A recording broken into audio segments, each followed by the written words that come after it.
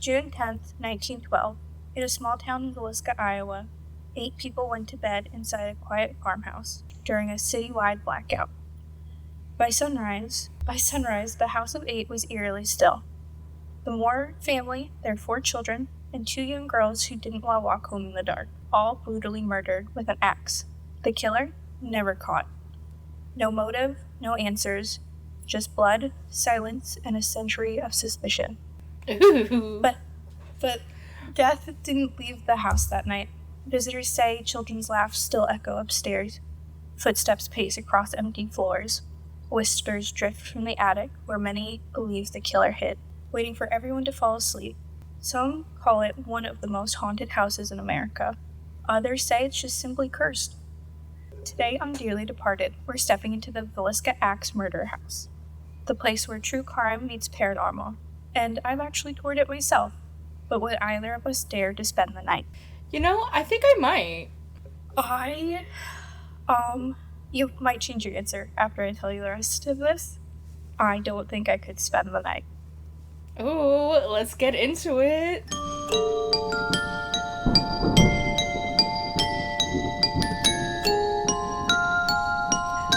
So, hi, hello, I'm Alyssa, and welcome to the Dearly Departed podcast. And I'm Kailie. And today we're talking, obviously, about the Villisca Axe Murder House. It happened in 1912, and I live about 3 hours from it. I think that puts me at 10 hours from it. I think so, yeah. I actually went with all the people I used to babysit for, their entire family, and Tyler.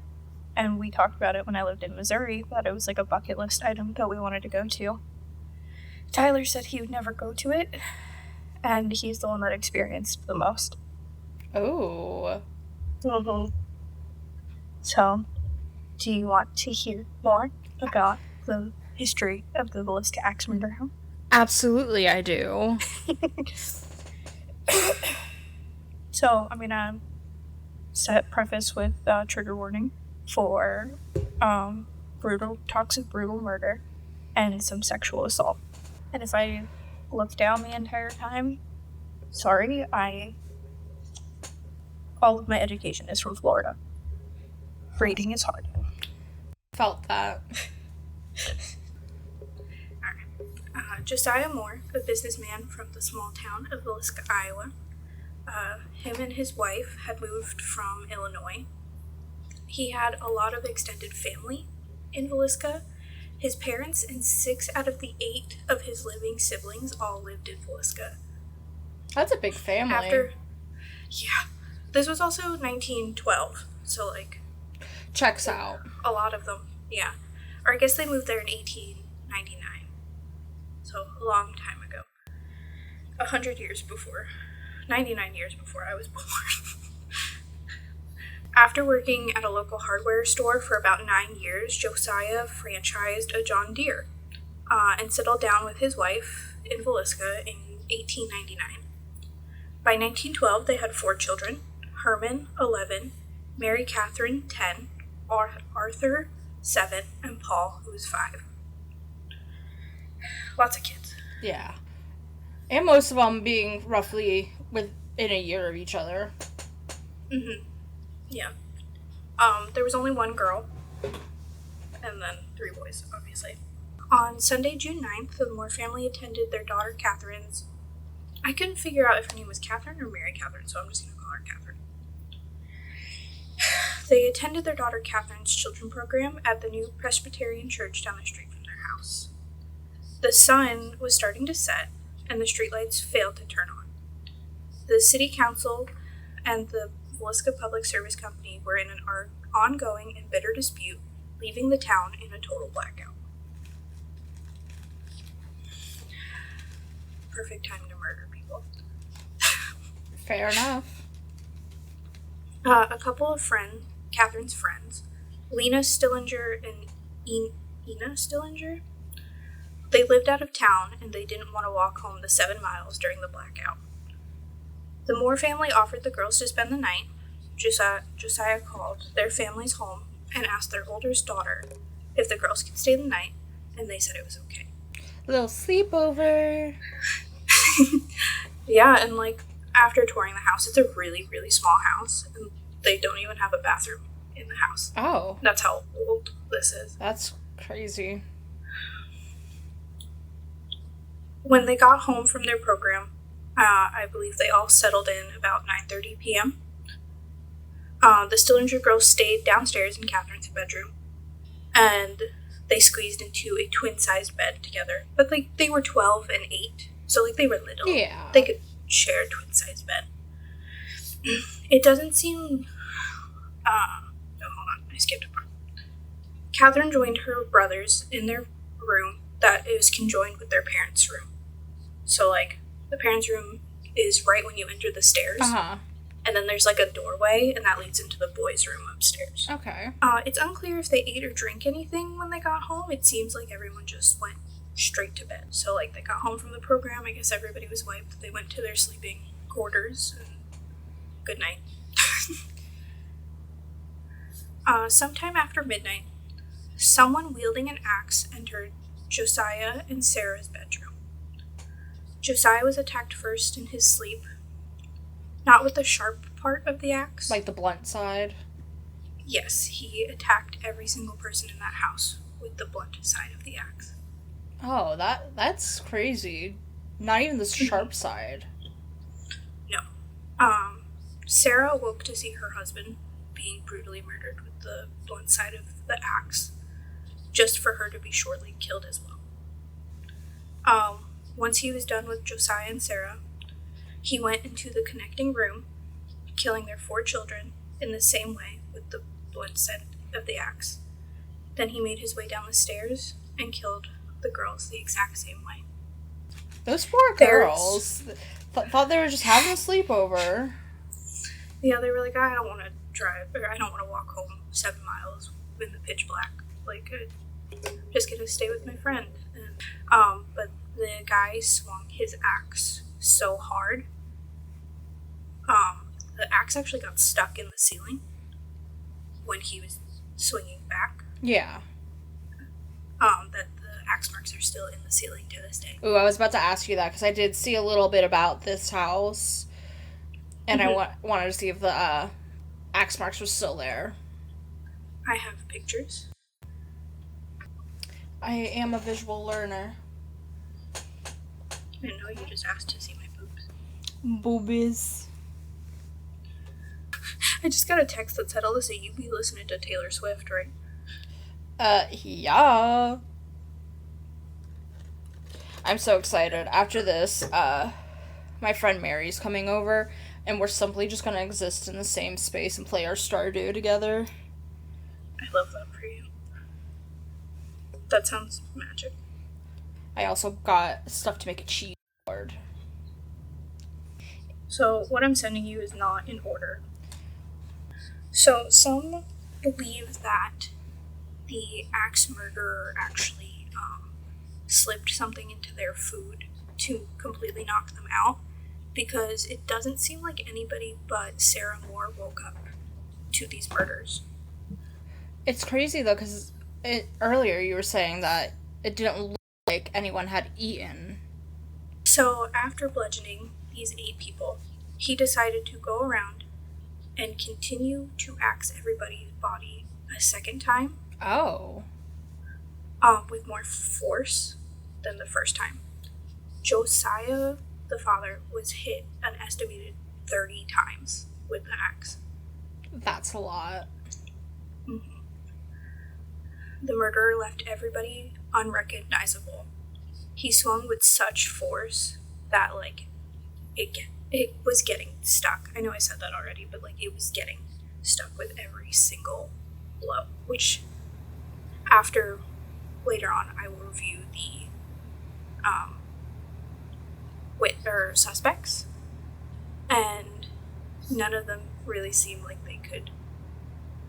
The one I think did it doesn't seem like he could swing with that much force. So after his second round of hurting everybody, he took the sheets from the victims and placed the blood-soaked sheets over all of the mirrors and the windows, and he closed all the blinds, and he covered their bodies with some sort of cloth or another sheet, also soaked with blood, almost like he was ashamed of what he did.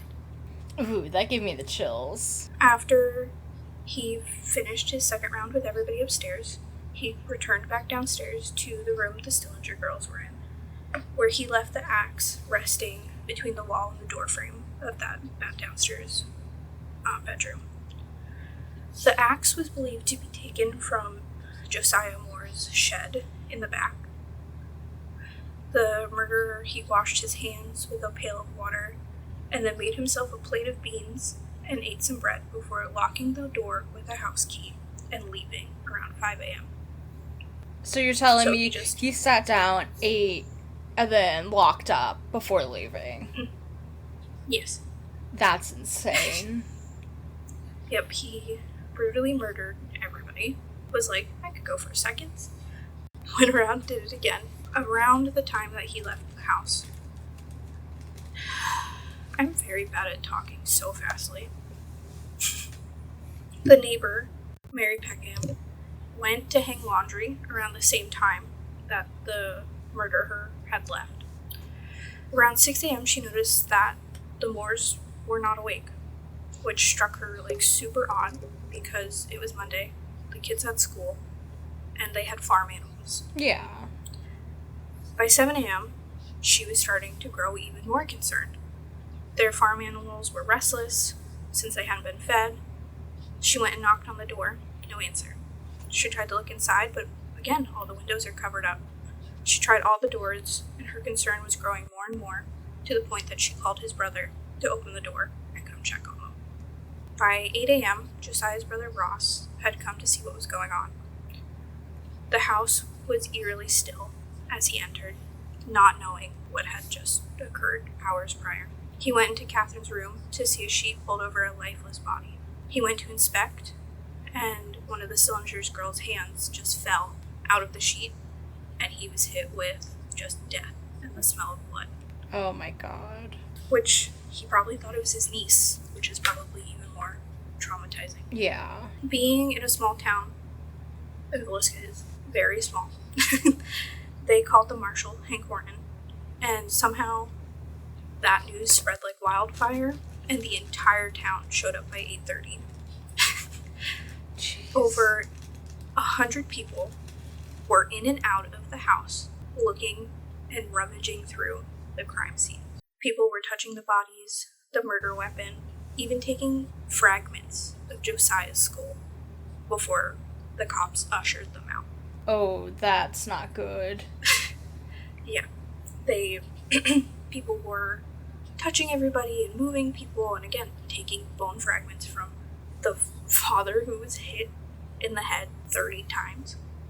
The county coroner arrived at 9 a.m. After reviewing the crime scene and discussing who was on neighborhood watch that night, they needed to talk to the sheriff to review the information. These people are slow in this town. By 10 a.m., they got the National Guard to secure the house to stop people from messing with the crime scene. And they did not transport those bodies out until 2 a.m. the following day. So almost 24 hours after they were murdered. Oh, 24 hours. That's insane that those bodies sat there, people rummaged through them, and then they were not taken out right away. No, and it was 1912. Like, the forensics team wasn't as advanced as it is great today. Yes. But still, like, the smallest thing can completely mess up an investigation. Yeah. Given that, it was the early 1900s, they did not have the technology that we have now. So, all of the times of when they say that everybody was hurt or murdered are just rough estimates. The autopsy did show that the murders happened between midnight and 2 a.m. A lot of people are curious of how someone can move around an old farmhouse without being heard, which goes back to the sedative. They might have put it in milk or cocoa or something. Something that they ingested. Yes, because there's no way a house of 8 people didn't hear someone coming in or walking around or something, you know? Yeah. especially parents with 4 kids. Like, something had to be altering them in some way, shape, or form. Because even, like, in my childhood home, the minute I stepped foot out of bed, my mom would know that I got out of bed. I can't say the same for my house. I think me, my mom, and my brother could sleep through a fire. Yeah, you could. You are a pretty hard sleeper. I could sleep anywhere, too. Maybe I can go to the Villisca Axe Murder House and just clonk out. Possibly.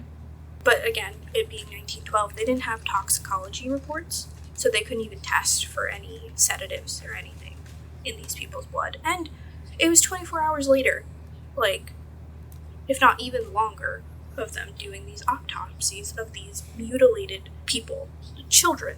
Yeah. After reconstructing the events of the night of the murder, they were focused on gathering statements from neighbors and townspeople, and they immediately ruled it out as a burglary because Josiah's wallet was left untouched, and all of their possessions were left untouched.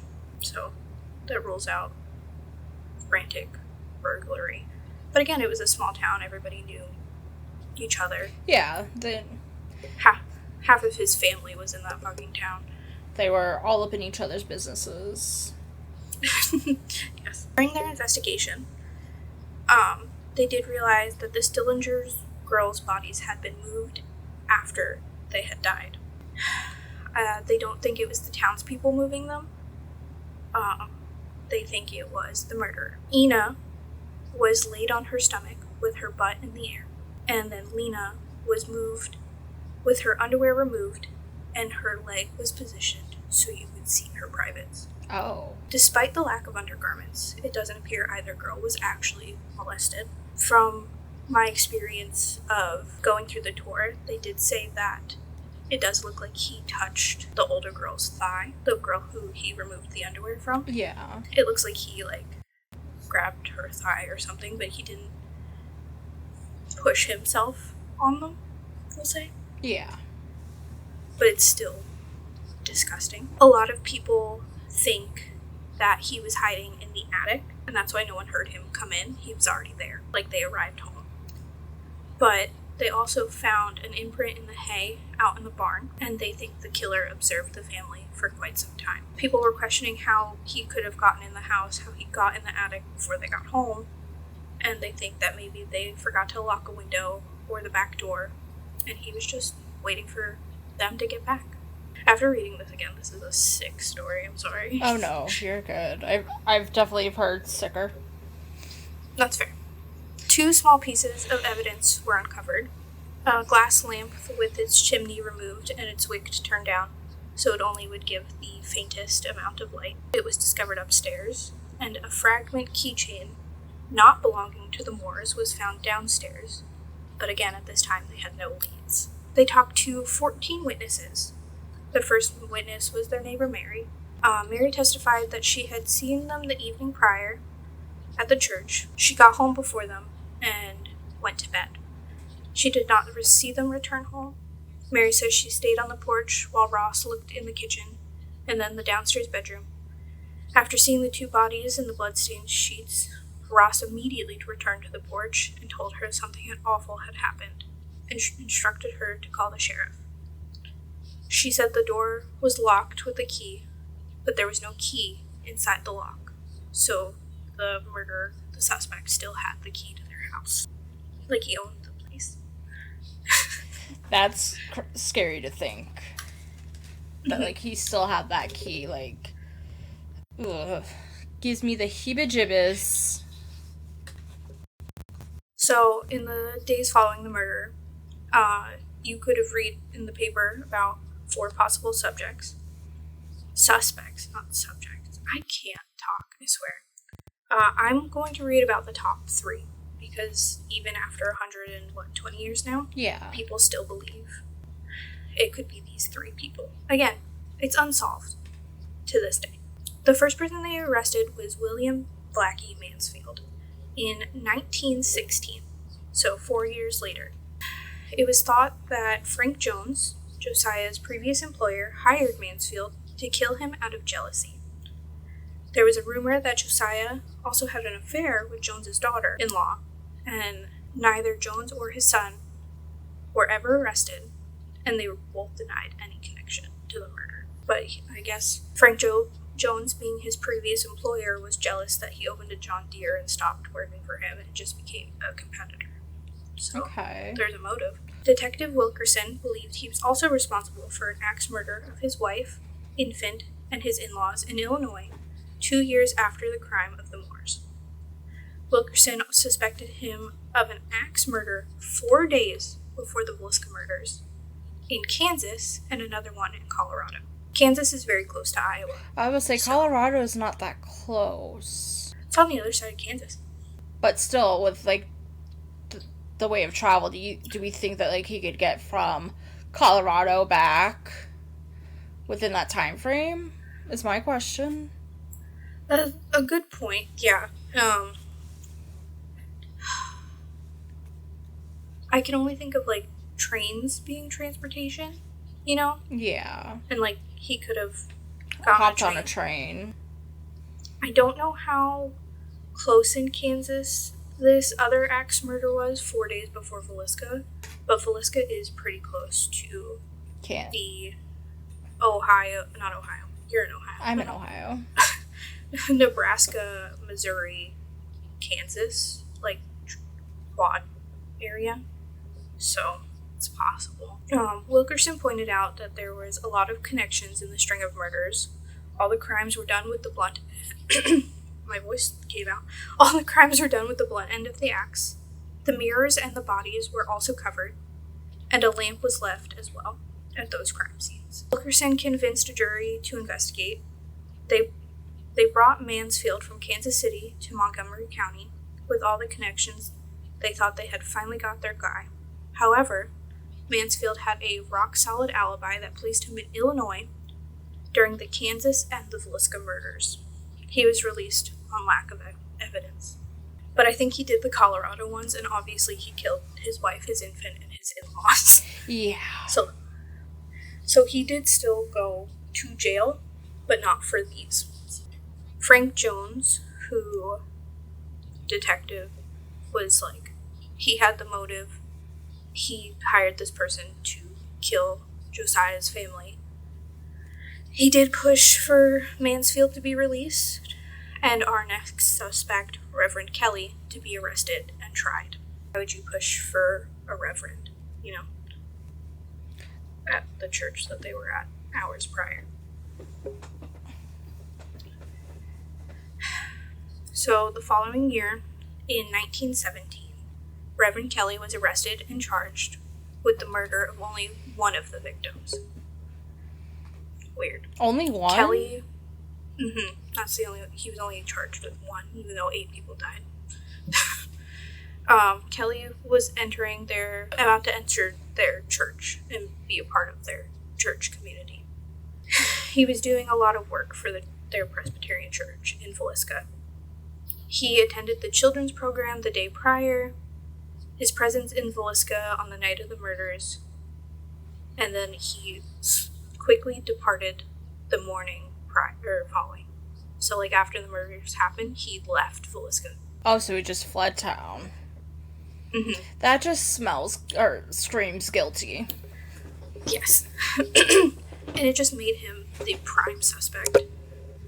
It didn't help that he wrote a lengthy letter to investigators and posed as an investigator from Scotland Yard to get inside the house shortly after the murders. Many of the ones who researched the murders did a deep dive into Kelly. He was intelligent and articulate, as well as suffering from many mental illnesses, and was diagnosed with schizophrenia.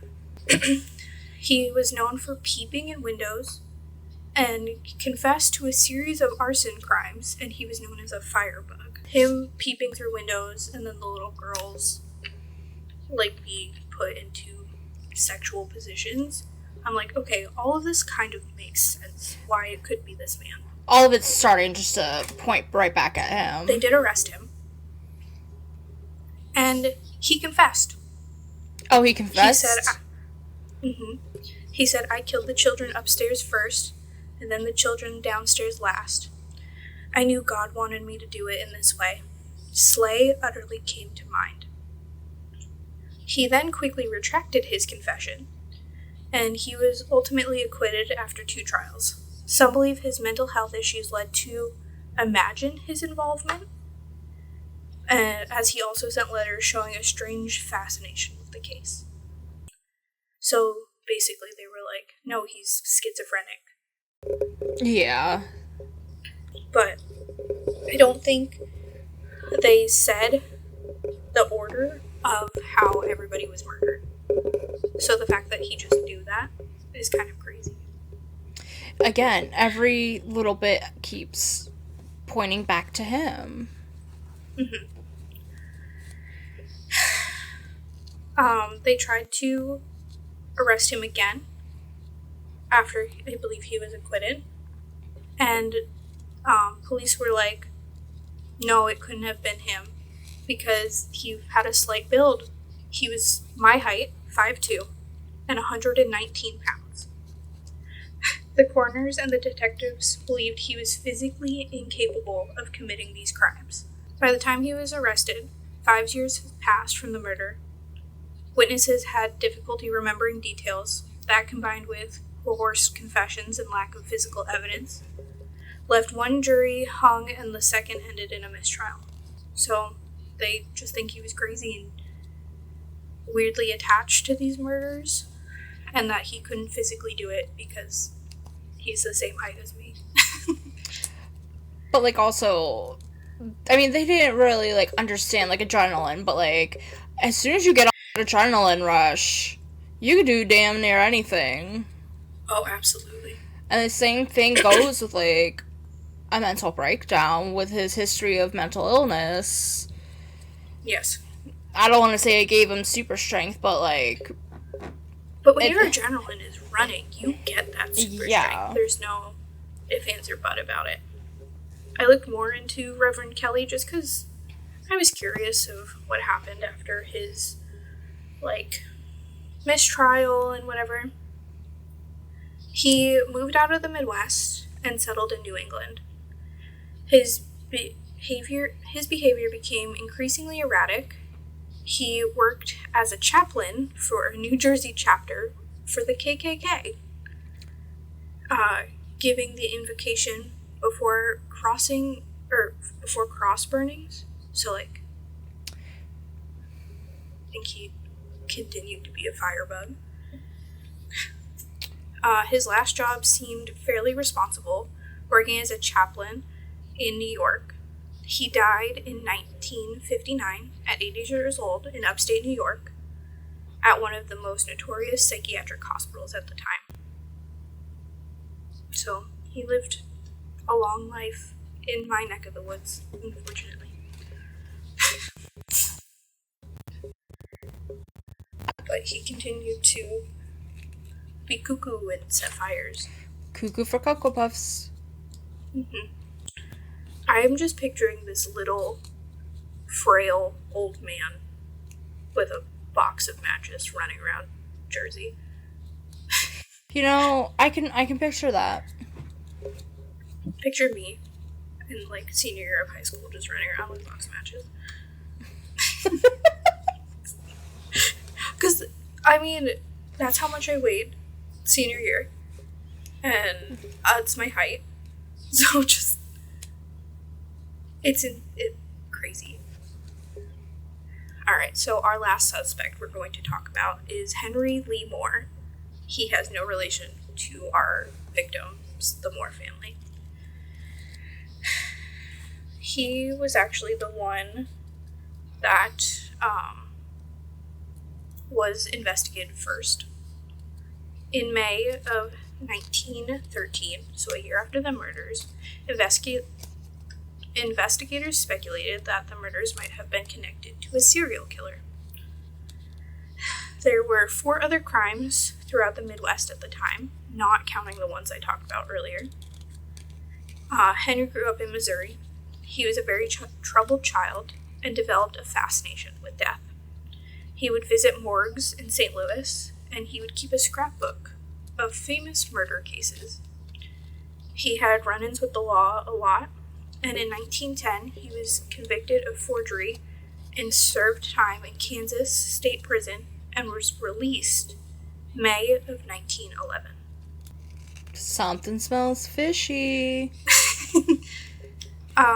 So Henry Lee Moore was actually in love with a 16-year-old girl named Queenie. Ew. She rejected his marriage proposal because he didn't have a house of his own. He assured her that he would be soon to solely inhabit his mother's house,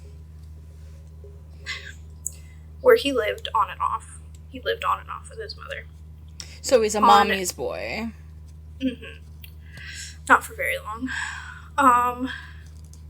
In December of 1917, so a couple years after the murders, he checked into a hotel in Columbia using an alias, and then he went to his mom's home and beat her with a rusty coal axe while she sat in a chair putting on ointment for her joints. He went upstairs and then beat his 82-year-old grandmother to death as well. A lot of these men in this story are very violent. He returned to the hotel, attempted to clean off the blood, but ended up spreading it around the room, on the sheets, his clothes, his arms. He returned to the house to discover the bodies, but his blood-splattered clothes, and the quick revelation that he'd spend the night in the hotel made him an immediate suspect. He was convicted in March 14th, 1918, and sentenced to life in prison, where he was paroled in 1949, and he died at 82 in St. Louis. Another 82. Another 82. So, the numbers and the dates and stuff, we'll get to it later, are very connected in one shape or form, whatever. But Moore was responsible for 4 crimes that killed 22 people in the Midwest. He took this seriously, the investigator took this seriously, opening up official investigations. In the end, Moore was never charged because he was spending life in prison anyway.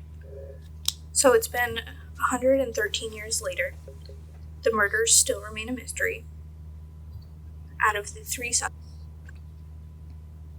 I think, did it, who's most likely to do it? I feel like the Reverend or the last one. The Henry Lee Moore, the serial killer, he was also known as, like, I believe he was the one that was, like, the train murderer. So, like, he would get on a train in the Midwest and just kill people with an axe wherever they were let off, wherever he was let off. That's insane. I also believe that it was Reverend Kelly because of his, like, super weird confession. And, the details of the confession is what gets me. Yeah, it's too detailed. Like, he had to know something, but he was also schizophrenic. It's kind of a 50-50 chance of who he killed first, you know? Yeah. Or what floor he killed first. I remember when I was doing the tour, they said to us that Reverend Kelly, I couldn't find it online, but on the tour they told us that a shadow figure of some sort, came up to him, handed him the axe, and said, "Slay them all." Girl, what? Then, yeah. In one article, they did say that, and Tyler remembers them saying, he chanted, I think it was, slay, pray, repeat, when he killed them. Oh, goodness gracious. I was also told during my tour that whoever did commit the crimes, the girls downstairs being propped the way they were, whoever committed the crimes grabbed a slab of meat out of their fridge, sat on a chair, and pleasured himself towards the girls. With the slab of meat? Mm-hmm. And just left it on the floor and left when he was done. I think I could have gone my whole life without hearing that little bit. Sorry. If I had to hear it, so did you. I think I sent you. Yeah, so in the pictures I sent you, you can see one of the rooms is blue. Yes, I see it. You can see the axe mark.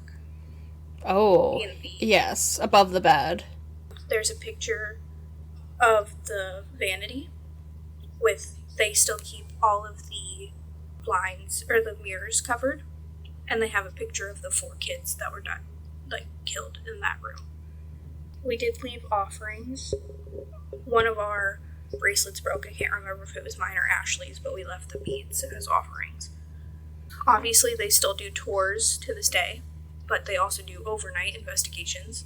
A lot of investigators go there and record, and they get a lot of activity, like Sam and Colby have been there, Ghost Files have been there, and the Overnight Channel have all investigated. Not plugging other paranormal investigators, but my therapist has also investigated there. Hell yeah, therapy. Yeah, he's at the Sally house this week. I'm kind of jealous. So I have researched other people's paranormal experiences there. So it's not just true crime. Like, the house is still very full of energy to this day. Many people claim the house has a very heavy presence, particularly downstairs where the Stillinger girls were. And I can attest to that. Like, going into that room, you just feel so much heaviness and dread, and it's hard to breathe. The most known experience at the Axe Murder House, it was a man in 2014. He was coming to investigate, as many of us do. He came and stayed overnight with his parents. And it being Iowa, everyone has a gun or a knife on them. I mean, it's just a Midwest thing. It really is. And in this case, he had a knife. He decided to do a solo investigation upstairs and in the children's bedroom, the blue room I showed you.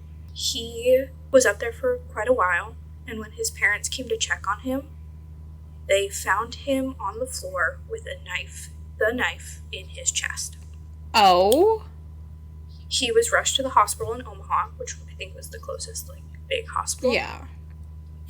He told a reporter he was provoking the ghosts to come at him, and the next thing he knows, he woke up in the emergency room. So he doesn't know what happened after provoking. How the knife ended up inside of him.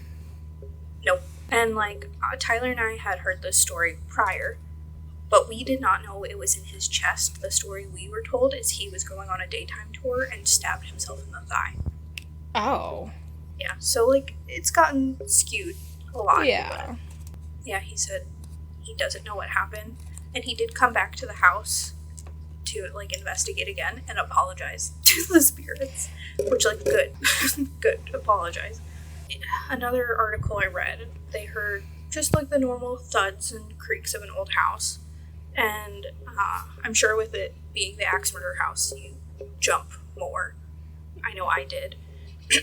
They spent the night there, and they go on to say in the middle of the night, they heard footsteps upstairs, even though everybody with them was next to them. So they heard footsteps upstairs, even though they were in the living room downstairs. By 4:30, they started to get really cold and covered in goosebumps, and then all of a sudden they felt heat on their left shoulder. They didn't mention if there was any scratches or marks, but the piano downstairs, I don't know if I sent you a picture of the piano. You did. A lot of people leave, their stories and pictures of, what happened to them on the piano. A lot of people do the EVP sessions. They hear children's voices and giggles, and they almost never hear the parents or the person who did it. Lots of footsteps and creaks.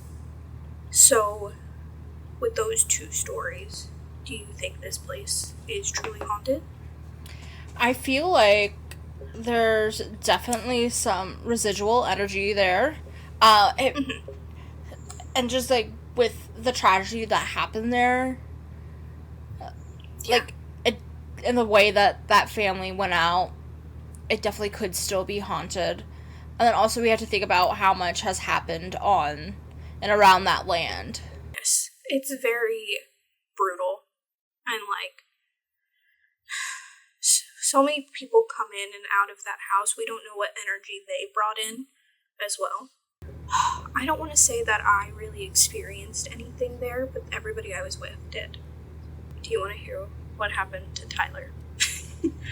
Absolutely, I want to hear what happened to poor Tyler. So I'm going to start with the people I babysat for first. I'll just go in chronological order of what happened while we were there. So we went in July of 2024, so roughly a year ago. It was me, Tyler, Melissa and Andy, the people I babysat for, and their 3 children. I'm not going to disclose the minors' names, but their oldest daughter, Ashley, was 21 at the time. So, these people are like pros when it comes to ghost hunting. They had the ghost tube on their phone, on both of their phones. They just had them out. They were playing with ghost tube, and then Andy pulled out an EMF reader, and we were passing it around. So when we were doing the tour, we did get a couple of words that just like didn't make sense on ghost tube. Melissa, her phone kept saying mama, and me, her, and her daughter got full body chills. And the boys were 4 and 6 at the time, and they were like, we don't know what's happening right now. Which we probably should have not brought children to the Axe Murder House, but we did. I mean, the spirits of the children that got murdered there could view them as, ooh, friends. True. They were roughly around the same age. And then after we all got those full body chills, Melissa got like an overwhelming feeling of just pure sadness. And she was like, I don't know what's happening. And then as you're leaving the kids' room, to the right is the attic. And when we walked into the attic, the EMF reader spiked red. Oh. When I went inside, I immediately turned around and walked out because they filled the attic full of dolls. Oh my goodness. I know you panicked when you saw all that. I would absolutely not, no. Pass.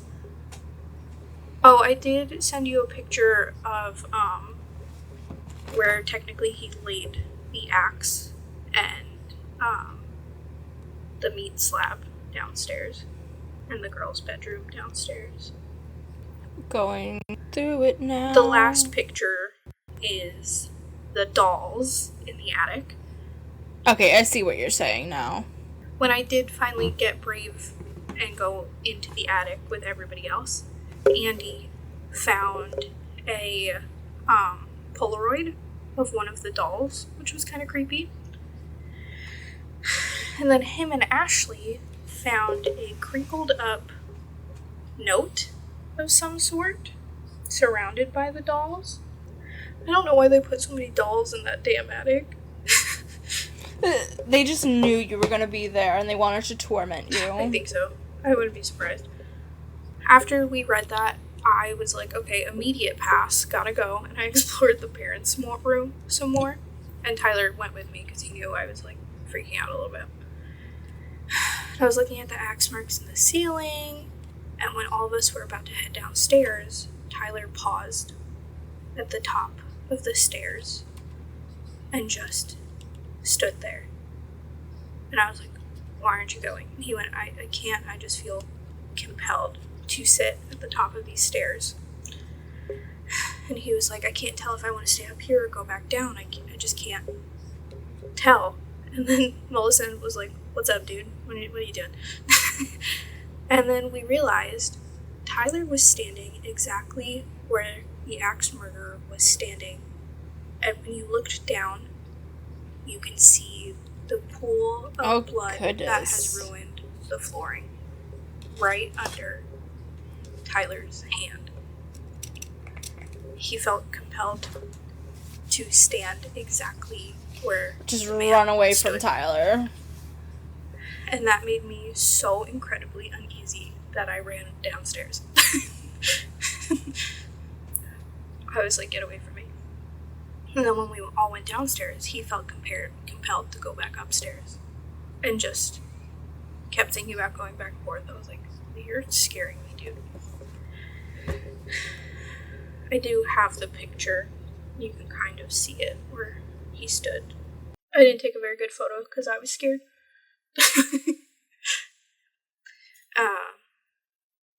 So when we went downstairs, as soon as you walk into where the Stillinger girls were, just again, immediately heavy, stuffy, just overwhelming, sad. And I think there was some stories that if you looked into the downstairs closet, a demon is in there or something along those lines. I don't think Tyler knew this story. I think I watched it on a YouTube video or something prior to going. Tyler immediately stuck his head in that closet and was looking down it. I was like, what the f-? Of course he was. Terrified.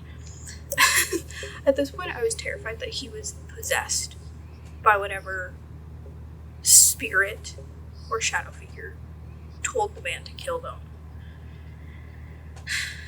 And then I just felt the urge to just, like, hug the kids that we were with, the little boys, the 6 and the 4-year-old. Yeah. I just wanted to, like, hug them and protect them. I was just not happy. Or, I was happy that they were there because they were a form of comfort, but I was like, victims? No. Should not be here. No. After we checked out the Stillinger girls where they were staying, we went outside and ventured to the cellar on the side of the house. The 6-year-old did not want to go into the cellar, and I was like, oh shit, me neither. I will sit with you. Oh my god, you're scared. I volunteer to stay. I also don't do well with cellars or basements, crawl spaces. No. Not used to them, don't like them, won't go in and one. And this one was almost just like all dirt. Like there was a little bit of concrete, but it was mostly just dirt. I was like, what the hell? But then me and the 6-year-old hyped each other up to the point that we were just holding hands our entire time down there. And I babysat these boys their entire lives, so they were basically my kids. We were hyping each other up, we went down there, and honestly the cellar felt the most empty. Like it didn't feel like there was any activity. It almost felt calm, which was a nice difference compared to the upstairs of the house. Andy did walk around with the EMF reader, and to be funny, he put it on Tyler, and that was the only time the EMF reader spiked red while we were down there. Ooh, spooky. My boyfriend is possessed. Tyler said that was the worst feeling he had ever had during any of our investigations in that house, and he was already scared before we even got there because he grew up in Missouri, Iowa, and he knew the lore, and he swore he would never go there, but he loves me, so we went. But for like the next month, I was terrified that Tyler was gonna kill me in our house With an axe. We don't own an axe, thank goodness, but I was terrified that he was possessed by some malevolent spirit that roamed there. So after we left and we all got our good spooks in and paid our respects, we decided to go to the cemetery down the street where everybody is buried. We got a little lost trying to find their plots because between the 8 of us, we are directionally challenged. Or there's 7 of us. Once we found them, we took the coins from our car and left offerings, and there was a lot of offerings and flowers on their gravestones, which was really nice to see. And you know how I mentioned dates earlier and how they're kind of connected? Yeah. After inspecting their gravestones, I noticed that all of them had the same birthdays or significant dates to people I am related to. Oh. That's creepy. So, my mom had the same birthday as Arthur. My dad has the same birthday as Paul. And then Catherine's birthday is the same day my father died. That's crazy. Sarah has the same birthday as one of my brothers, which also just happens to be the day that my mom was due with me. But I was born 2 weeks later. This is crazy. I told the people I was with, and they were like, Alyssa, it's a weird coincidence. And it totally could be. But I panicked a little bit because, like, there's a lot of dates in the world, you know?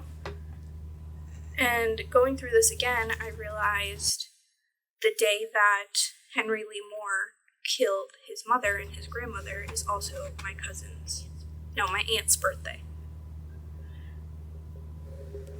That's insane. And to make it a little crazier, when I was doing my research on Reverend Kelly, he died exactly a week after my mother was born.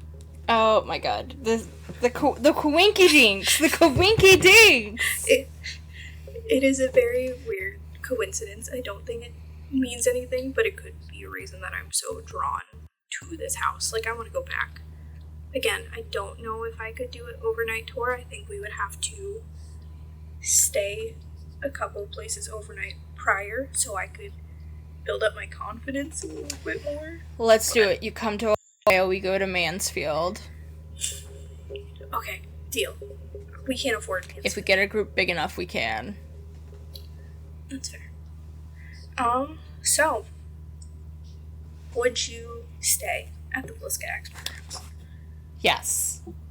I would in a heartbeat. I want to see what it's about, what the energy's about there. Mm-hmm. Now, would I make it through the whole night? Probably not. But I want to try.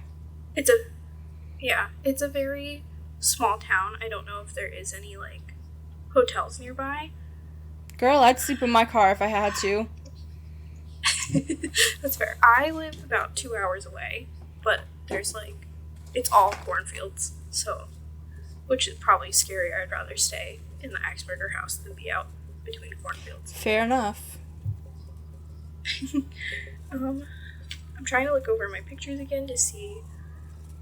Oh, above the attic. I didn't write this in my notes, but I remembered it while sending you the photos.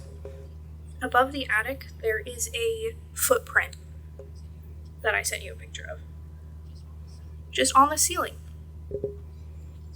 And it looks like a child's footprint. Oh, I see. Oh, that's weird. How the heck did that get there? So, it being 113 years later, who is your best guess about who committed these terrible, terrible crimes on these poor innocent? The Reverend. The Reverend. The Reverend is... I'm glad we're on the same page. Is my top guess. Mine too.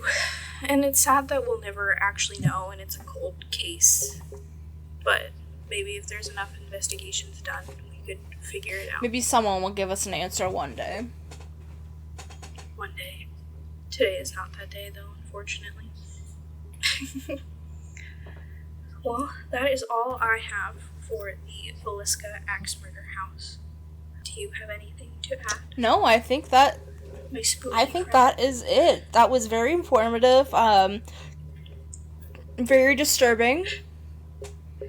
Definitely want to go personally investigate there and just kind of give it a good feel. We'll do a tour of spooky places. We'll go to the Farrar School here in Des Moines, and then we'll go to the Villisca Murder House, and then we'll go to the Sally House, and we'll just do like a tour. A spooky Perf.